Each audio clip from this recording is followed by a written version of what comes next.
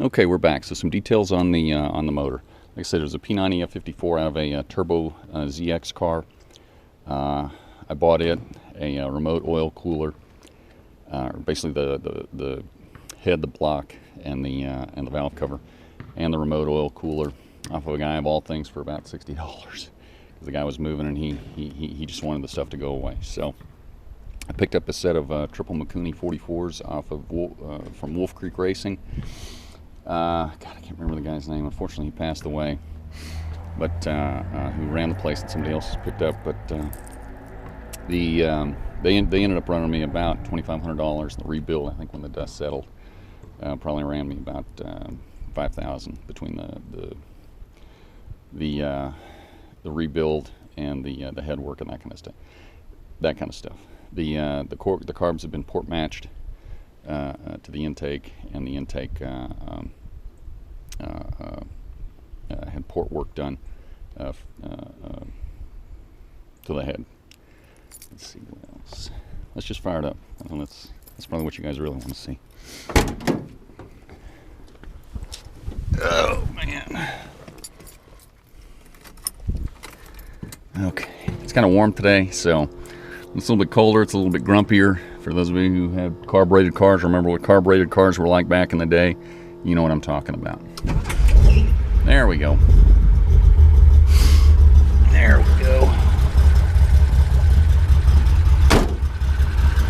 So it idles really nice. The cam is a comp cam, 278 lift, 480 duration. I had a 490 duration in the car earlier, and I like the lope of that a little more, but there's nothing wrong with this carb.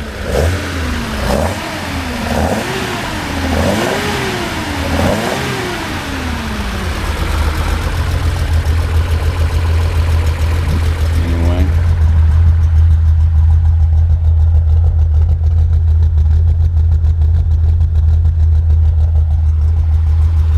The header is a ceramic coated header that I picked up off of Motorsport Auto, as well as their stainless steel exhaust system. They're 6-into-1 header, and then the exhaust system runs right out. I want to say it's like a 2 1/4 inch diameter. Only thing I'm thinking about doing is getting a different muffler on it to see if I can't get a little louder growl out of it when I'm punching it. Champion aluminum radiator that I picked up off of Motorsport. I've got a 105 amp alternator from used to be called Z-Man of Washington. I don't know exactly what he's called now, but it's got an internal voltage regulator.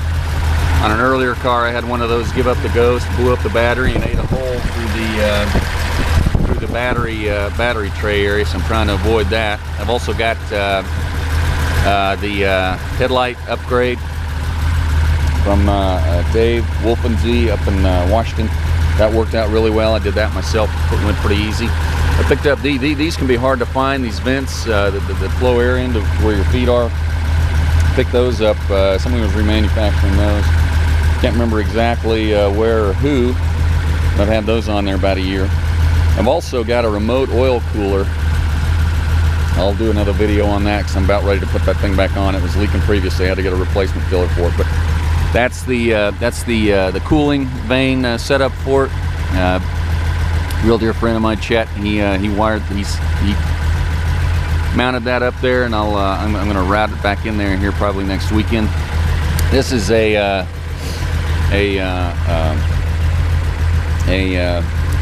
aftermarket. I actually picked it up. It was a Nismo parts or a Datsun Competition aftermarket that you could pick up. I really like it more than the stock grill.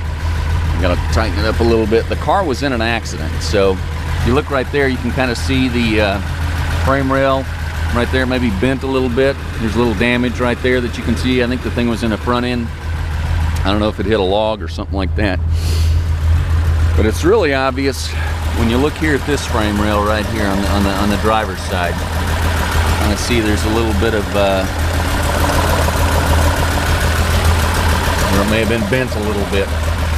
So if you're looking for one of these things, a couple of things that I've noticed is you want to look at the frame rails to see if it's been in an accident. A lot of guys pull out, magnets to check Bondo and that kind of stuff. But panels, door skins, that kind of stuff, those can be replaced. But if your frame's been bent up, depending on how badly it's been bent up, that could create more of a problem. The other thing I didn't think about, but to look at, is another indicator of the car was maybe in an accident, was looking at this thing. This is the original glass, or if they had to replace it, they got the replacement piece from Nissan. So this is something else that I learned. You want to look for these on all of the glass pieces if you're trying to find a car that's fairly original. There it is on the sides. Let's see if I can find it. Yep, there it is on the back. So anyway, I have the original bumpers for it. I took these off I just tried to clean up the look a little bit. We'll see where it's going. Yeah, it needs a paint job, but the paint wasn't the priority for me. Getting it running and making it reliable so I could go out and have fun with it was. So we'll work on the paint eventually. But other than that, take a little break here.